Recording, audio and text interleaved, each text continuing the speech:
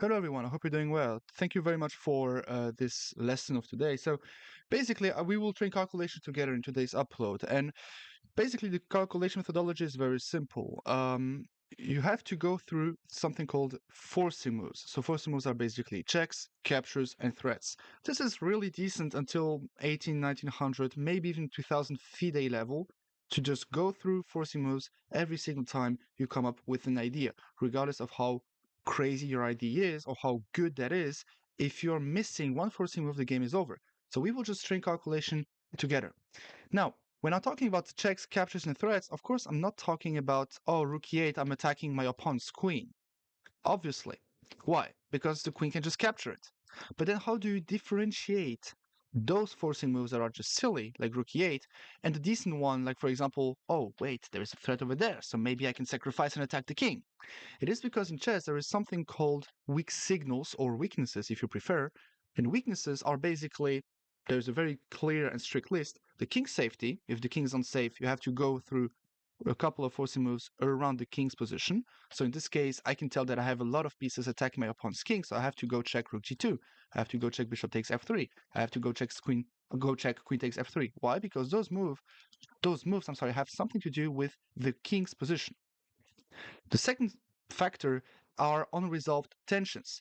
If a piece can capture another piece, I absolutely have to check what happens if I actually capture it. For example, rook takes d5. For example, bishop f3. For example, the capture on g2.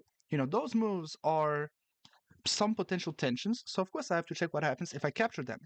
And of course, unprotected pawns, unprotected pieces. If you realize that one of your opponent's piece isn't protected, you have to go check what happens if you attack it. What if you capture it, if you can capture it, but mainly attacking it. And this is why we call those type of forcing moves threats. It's because if you miss a threat, the game is basically over, and you don't want the game to be over. So let's just go check. Here, for example, I have rook g2. Now, of course, I have to calculate what happens if he captures back. For example, captures, okay. Okay, I can capture on f3. He captures, I capture back. He moves away. Nah, maybe not. What if I capture? Where can the king go? If the king goes on g3, okay, I feel like I might have some checks along the g file. And if you go back there, I might have checkmate.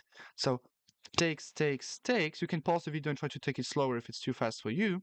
Okay, if the king goes on the f file, I can move the bishop away, capture the rook, so I will be winning 2 pawns since I'm recapturing the rook back, and it's check, and it's also attacking the bishop. Notice what I did. I calculated the raw moves. Captures, king f2, captures. Captures, king moves away, then I capture. But then I also try to explain with words what is the state of the position all about. So that's the thing. I capture, okay. If he goes on the f file, I'm evaluating, okay, he's aligned with my queen and my rook. So let's just check another move. Captures this, the king goes on g1. Okay, do I have some forcing moves? I have the capture. Do I have some other forcing moves? I have the check. Okay, so for the sake of the video, I will just play the move and show you what I'm calculating. Captures. Now, of course, I check that I can just capture everything. But now, when in my mind, I have to check what happens if he goes along the g file. Here we can see that the king is still extremely weak, so of course I have to keep looking for forcing moves around the king. Here, for example, I have rook to g8. And if the king goes along the f file, then eventually I have once again a discover attack. Actually, it's almost mate. I think he has to sacrifice the queen and it's mate. On the top of that, and if he goes on the h file, it's mate. So this is basically what calculation is all about.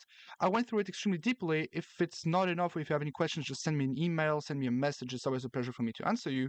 But this is basically what calculation is all about. Let me know if there's anything more I can do for you. See you in the future. Take care.